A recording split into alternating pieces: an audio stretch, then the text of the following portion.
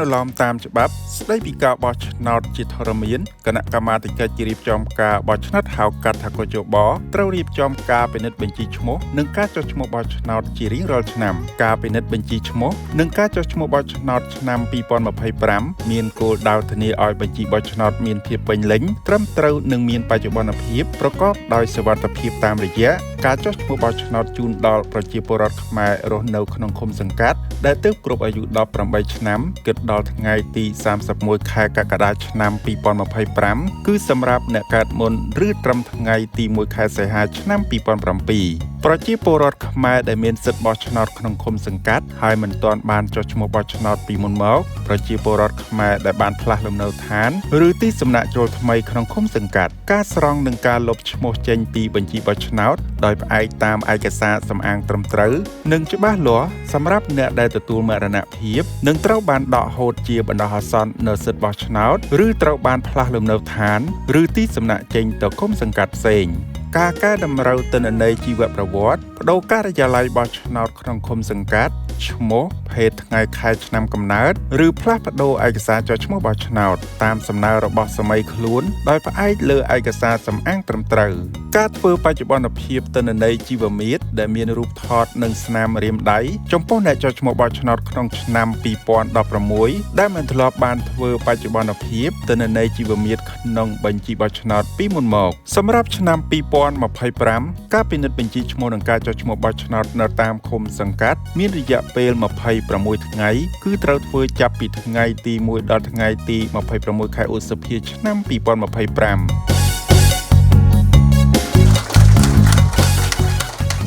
នៅក្នុងកិច្ចប្រជុំផ្សព្វផ្សាយជាមួយភាគីពាក់ព័ន្ធស្ដីពីការប្រកាសបើកដំណើរការនៃការពិនិត្យបញ្ជីឈ្មោះនិងការចុះឈ្មោះបោះឆ្នោតឆ្នាំ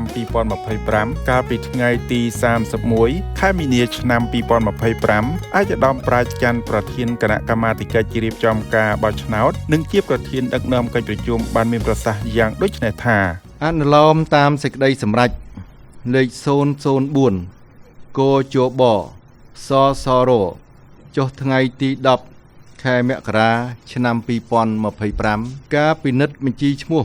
និងការចុះឈ្មោះបោះឆ្នោតនិងការផ្ដល់សុពលភាពលើបញ្ជីបោះឆ្នោតឆ្នាំ2025ត្រូវធ្វើចាប់ពីថ្ងៃទី1ខែឧសភារហូតដល់ថ្ងៃទី31ខែកក្កដាឆ្នាំ2025ក្នុងនោះការពិនិត្យបញ្ជីឈ្មោះនិងការចុះឈ្មោះបោះឆ្នោតនៅតាមឃុំសង្កាត់ទូទាំងប្រទេសមានរយៈពេល26ថ្ងៃត្រូវអនុវត្តចាប់ពីថ្ងៃទី1រហូតដល់ថ្ងៃទី26ខែឧសភាឆ្នាំ2025ការរៀបចំការគ្រប់គ្រងនិងការប្រព្រឹត្តទៅនៃការពិនិត្យបញ្ជីឈ្មោះនិងការចុះឈ្មោះបោះឆ្នោតនិងការផ្ដល់សុពលភាពបញ្ជីបោះឆ្នោតឆ្នាំ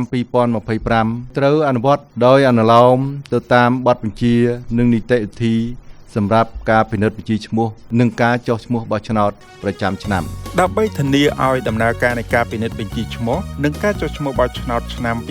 2025ប្រព្រឹត្តទៅដោយរលូននិងជោគជ័យគណៈកម្មាធិការជារៀបចំការបោះឆ្នោតបានកសាងផែនការមេនិងបានដាក់ចេញនៅប្រតិទិននិងបានរៀបចំឯកសារគតិយុត្តមួយចំនួនទៀតដើម្បីគាំទ្រដល់ដំណើរការនេះជាមួយគ្នានេះដែរអគ្គលេខាធិការដ្ឋានកជប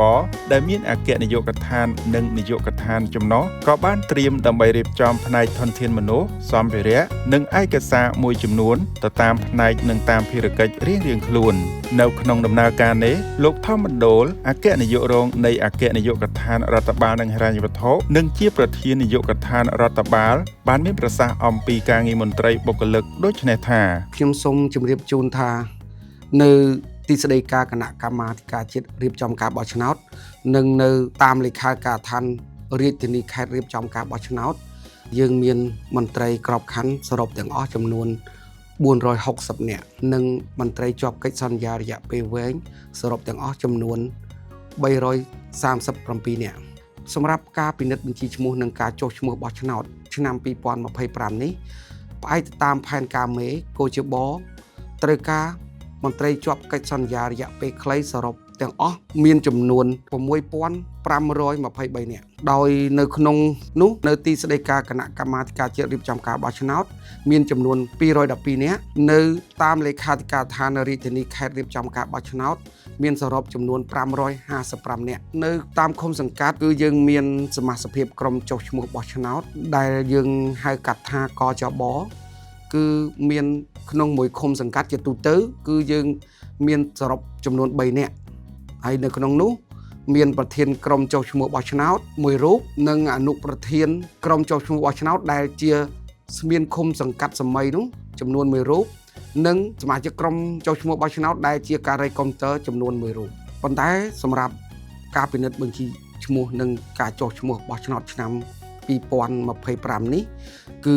កោជបបានសម្រេចធ្វើបច្ចុប្បន្នភាពទិន្នន័យជីវមាត្រនៅក្នុងបញ្ជីបោះឆ្នោតសម្រាប់អ្នកដែលបានចុះឈ្មោះបោះឆ្នោតឆ្នាំ2016ដែលមិនធ្លាប់បានធ្វើបច្ចុប្បន្នភាពទិន្នន័យជីវមាត្ររបស់ខ្លួនកន្លងមកឲ្យអញ្ជើញមកធ្វើបច្ចុប្បន្នភាពជីវមាត្ររបស់ខ្លួនដូច្នេះកោជបពិនិត្យឃើញថាមានឃុំសង្កាត់ចំនួន400ឃុំសង្កាត់ដែលអាចមានអ្នកចុះឈ្មោះនិងអ្នកមកធ្វើបច្ចុប្បន្នភាពទិន្នន័យជីវមាត្ររបស់ខ្លួនច្រើនអញ្ចឹងកោជបសម្រាប់បន្ថែមសមាជិកក្រុមចុះឈ្មោះបោះឆ្នោតចំនួន2រូបបន្ថែមទៀតដែលក្នុងនោះមានសមាជិកក្រុមចុះឈ្មោះបោះឆ្នោតដែលជួយការងារអនុប្រធានចំនួន1រូបនិងសមាជិកក្រុមចុះឈ្មោះបោះឆ្នោតដែលជាការីកុំព្យូទ័រចំនួន1រូបបន្ថែមទៀតបាទសរុបទាំងអស់ទៅសមាជិកក្រុមចុះឈ្មោះបោះឆ្នោតនៅទូទាំងប្រទេសដែលមានសរុបទាំងអស់ទាំង1652ឃុំសង្កាត់នោះគឺមានសមាជិកក្រុមចុះឈ្មោះបោះឆ្នោតទាំងអស់សរុបចំនួន5756នាក់បាទ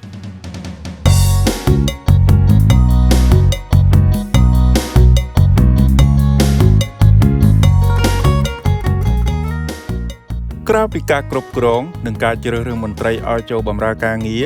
របណ្ដុះបណ្ដាលការផ្សព្វផ្សាយនិងការអប់រំអ្នកបោះឆ្នោតនិងសាធារណជនបានដើរតួនាទីយ៉ាងសំខាន់ក្នុងការពង្រឹងសមត្ថភាពមន្ត្រីបោះឆ្នោតនិងភាគីពាក់ព័ន្ធដើម្បីធានាឲ្យដំណាក់កាលនីមួយៗនៃការពិនិត្យបញ្ជីឈ្មោះនិងការចុះឈ្មោះបោះឆ្នោតប្រព្រឹត្តទៅដោយជោគជ័យនិងមានប្រសិទ្ធភាពខ្ពស់អាយដាមស៊ុំប៊ុនហុងអគ្គនាយកនៃអគ្គនាយកដ្ឋានអប់រំព័ត៌មាននិងទំនាក់ទំនងសាធារណៈបានមានប្រសាសន៍អំពីការត្រៀមអនុវត្តការងាររបស់អគ្គនាយកដ្ឋានយ៉ាងដូចនេះថាសូមជំរាបជូនថាដើម្បីធានាឲ្យដំណើរការនៃការពិនិត្យបញ្ជីឈ្មោះនិងការចុះឈ្មោះបោះឆ្នោតប្រចាំឆ្នាំប្រព្រឹត្តទៅដោយជោគជ័យនិងមានប្រសិទ្ធភាពខ្ពស់ការងារបណ្ដុះបណ្ដាលការងារផ្សព្វផ្សាយនិងការងារអប់រំអ្នកបោះឆ្នោតនិងភាគីពាក់ព័ន្ធដើរតួនាទីយ៉ាងសំខាន់ក្នុងការពង្រឹងសមត្ថភាពមន្ត្រីបោះឆ្នោតនិងភាគីពាក់ព័ន្ធហើយនៅក្នុងដំណើរការនៃការពិនិត្យបញ្ជីឈ្មោះនិងការចុះឈ្មោះបោះឆ្នោតឆ្នាំ2025នេះកោជប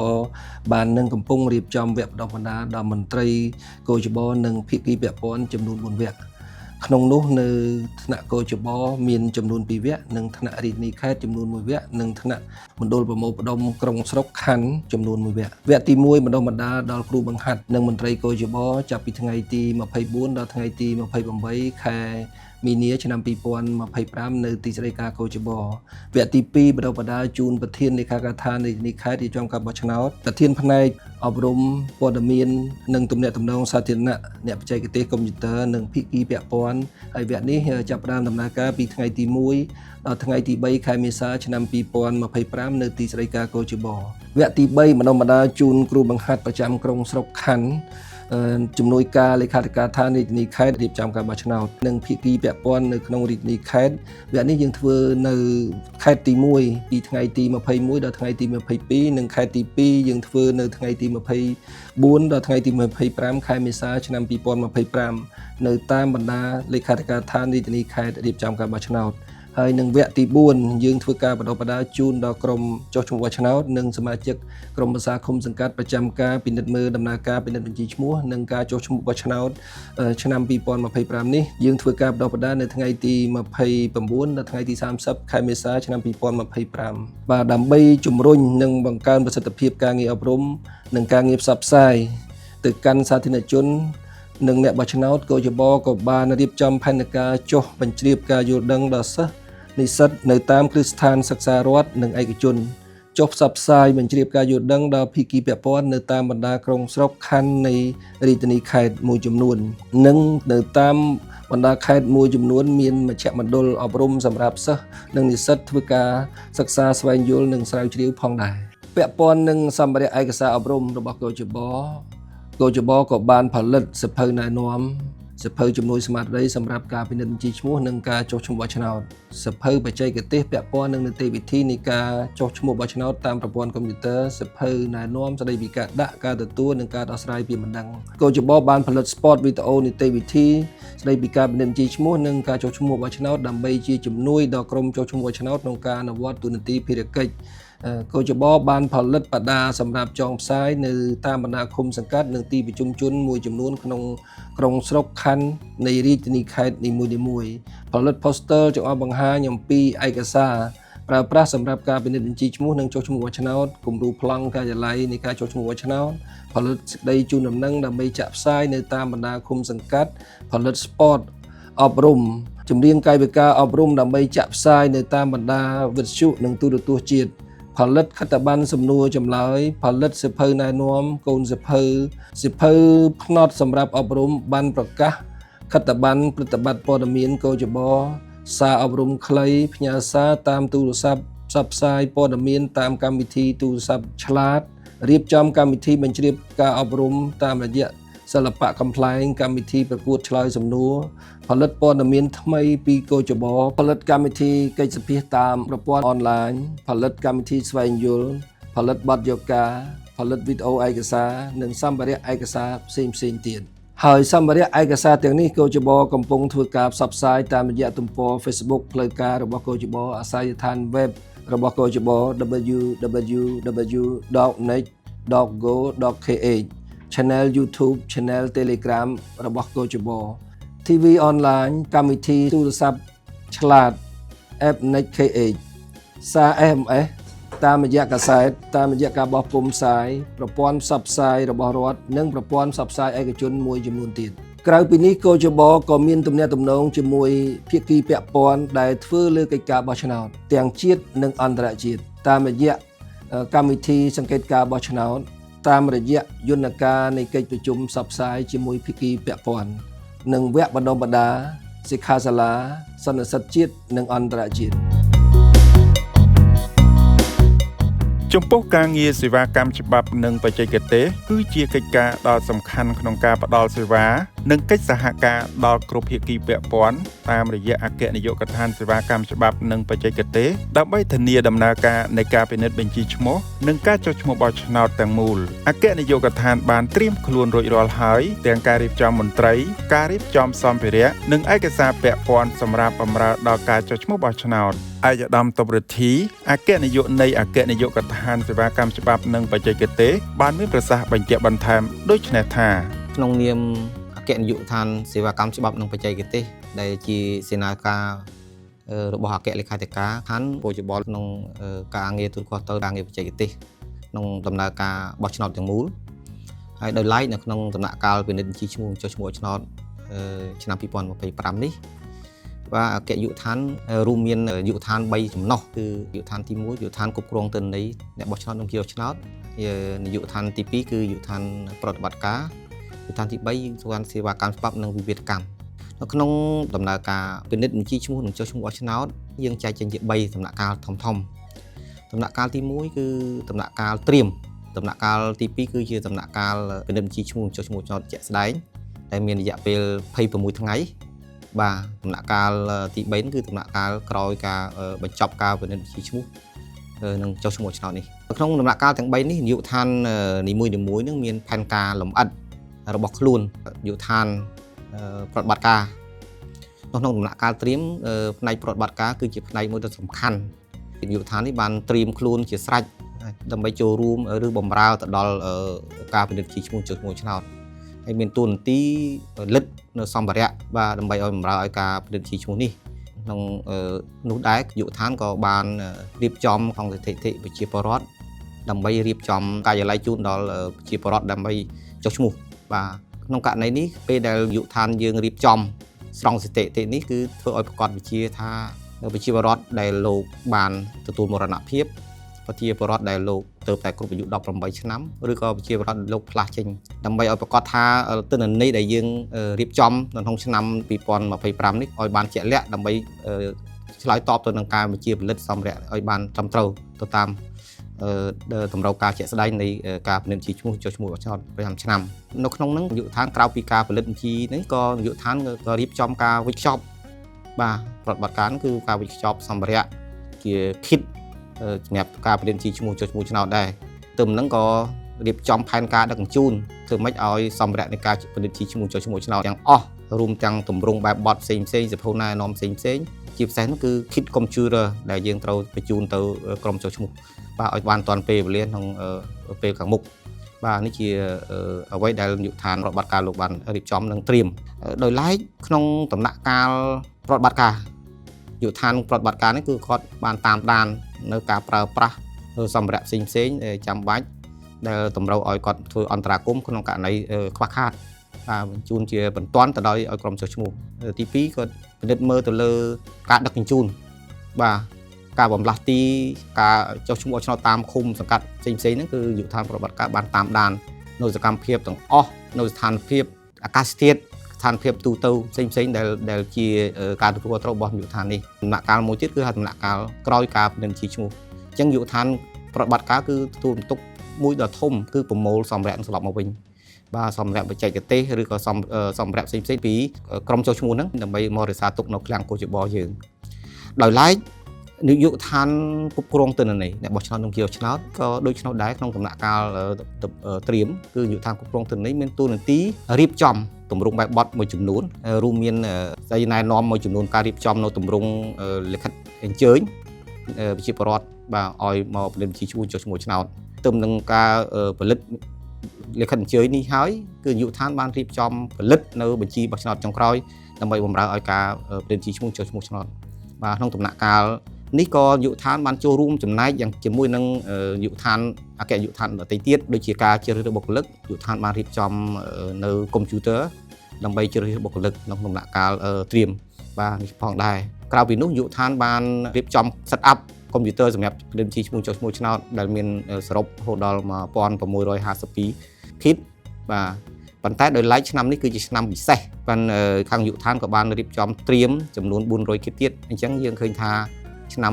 2025នេះគឺជាឆ្នាំមួយដែលគោលយោបល់បានយកចិត្តទុកដាក់ទៅលើការធ្វើបច្ចុប្បន្នភាពទៅលើទិន្នន័យជីវមាត្របាទអញ្ចឹងហើយបានមានការបំពេញបន្ថែមនៅកុំព្យូទ័រចុះឈ្មោះឆ្នោតនឹងចំនួន400គ្រឿងថែមទៀតដើម្បីបំពេញបន្ថែមទៅលើឃុំសង្កាត់ដែលមានអ្នកបានចុះឈ្មោះឆ្នោតឆ្នាំ2016ហ្នឹងមានចំនួន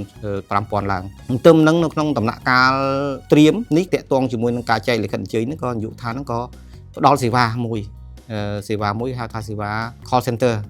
ដើម្បីទទួលទូរស័ព្ទឬក៏ទទួលសំណួរផ្សេងៗដែលពាក់ព័ន្ធជាមួយលិខិតអញ្ជើញនៅពេលដែលប្រជាពលរដ្ឋលោកទទួលបានលិខិតអញ្ជើញពីក្រុមចែកលិខិតអញ្ជើញបាទនេះជាសេវាមួយដែលគោលយោបល់ផ្ដល់ជូនដោយឡែកនៅក្នុងដំណាក់កាលអនុវត្តជាក់ស្ដែងនាយកដ្ឋានគ្រប់គ្រងទិន្នន័យនឹងជីបោះឆ្នោតគឺតាមដានយកចិត្តដាក់ទៅលើបញ្ហាបច្ចេកទេសដែលតាក់ទងជាមួយនឹងកម្មវិធីចុះឈ្មោះបោះឆ្នោតដើម្បីសម្រួលឬក៏គ្រប់គ្រងទៅដល់ដំណើរការនេះធ្វើយ៉ាងម៉េចកុំឲ្យកម្មវិធីនេះមានការរអាក់រអួលដែលពាក់ព័ន្ធទៅដល់ដំណើរការនៃការផលិតជីឈ្មោះចុះឈ្មោះឆ្នោតបាទក្រោយពីការបញ្ចប់នៅដំណាក់កាលនៃប្រតិបត្តិការនៃការផលិតជីឈ្មោះរយៈពេល26ថ្ងៃនេះហើយនាយកដ្ឋានគ្រប់គ្រងទិន្នន័យជីបោះឆ្នោតនោះក៏រៀបចំបាទការផ្ទៀងផ្ទាត់នៅជីបោះឆ្នោតនេះទៅលើអ្នកដែលត្រូវលុបឬក៏ត្រៀមដើម្បីរៀបចំផលិតបញ្ជីបោះឆ្នោតដំបូងនេះជាការងារមួយចំនួនបាទខ្ញុំលើកឡើងអំពីការទទួលត្រូវរបស់នាយកដ្ឋាននេះដោយទូទៅប៉ុណ្ណេះដោយឡែកនាយកដ្ឋានសេវាកម្មច្បាប់និងវិវាទកម្មគឺបានចូលរួមចំណែកនៅក្នុងការផលិតបញ្ជីឈ្មោះចុះឈ្មោះឆ្នោតដោយនាយកដ្ឋានពីខាងលើដំណាក់កាលត្រៀមនេះនាយកដ្ឋានបានត្រៀមជាទម្រង់បែបបទបាទត្រៀមជាស្រេចនៅសភៅណែនាំផ្សេងៗដើម្បីចែកជូនទៅដល់គណៈបកនយោបាយឬក៏ភាគីពាក់ព័ន្ធដែលមានបំណងចង់ចូលរួមនៅក្នុងការសង្កេតមើលឬក៏ចុះអ្នកងាររបស់ខ្លួនបាទដើម្បីសង្កេតមើលការផលិតបញ្ជីឈ្មោះចុះឈ្មោះឆ្នោតហើយជាបន្តទៀតក្នុងដំណាក់កាលការអនុវត្តចុះឈ្មោះឆ្នោតនាយកដ្ឋានតាមដាននៅការចូលរួម នឹងបញ្ហាសន្តិសុខផ្សេងៗដែលពាក់ព័ន្ធជាមួយនឹងការប្រតិបត្តិឈ្មោះចូលឈ្មោះឆ្នោតនេះជាចុងបញ្ចប់ខ្ញុំសូមលើកឡើងអំពីសេវាដែលពលជបបានផ្ដល់ជូនក្នុងដំណាក់កាលនេះផងដែរគឺតាក់ទងជាមួយនឹង call center ឡើងវិញសេវានេះគឺមានសារៈសំខាន់ណាស់ក្នុងដំណាក់កាលចែកលិខិតអញ្ជើញអញ្ចឹងគ្រប់ប្រជាពលរដ្ឋទាំងអស់ដែលលោកចង់ដឹងព័ត៌មានបន្ថែមក្រោយពីលោកបានទទួលបានលិខិតអញ្ជើញរួចហើយលោកអាចធ្វើការតាក់ទងមកអង្គភាពជំនាញដែលមានទូរស័ព្ទលេខ1800 20 30 30 បាទដែលយើងអាច call មកចាប់ពីថ្ងៃច័ន្ទរហូតដល់ថ្ងៃអាទិត្យចាប់ពីម៉ោង 7 រហូតដល់ម៉ោង 5 ល្ងាចដោយឥតគិតថ្លៃទាំង3ប្រព័ន្ធបាទនេះជាអ្វីដែលពលជបលោកដល់ជាសេវាជូនដល់ជាពលរដ្ឋឬក៏ភាគីពាក់ព័ន្ធទាំងអស់ដែលចង់បានទទួលបានព័ត៌មានឬក៏សាកសួរនៅព័ត៌មានបន្ថែមពាក់ព័ន្ធជាមួយការពិនិត្យបញ្ជីឈ្មោះនិងចុះឈ្មោះឆ្នោតបាទសូមអរគុណ នៅក្នុងដំណាក់កាលត្រៀមសម្រាប់ការពិនិត្យបញ្ជីឈ្មោះនិងការចុះឈ្មោះបោះឆ្នោតឆ្នាំ2025នេះគ្រប់លេខាធិការដ្ឋានរាជធានីខេត្តរៀបចំការបោះឆ្នោតបានរៀបចំកិច្ចប្រជុំផ្សព្វផ្សាយជូនដល់ភាគីពាក់ព័ន្ធដើម្បីត្រៀមក្នុងការអនុវត្តការងាររបស់ខ្លួនជាពិសេសក្រុមប្រឹក្សាឃុំសង្កាត់ដែលជាសេនាធិការរបស់កយប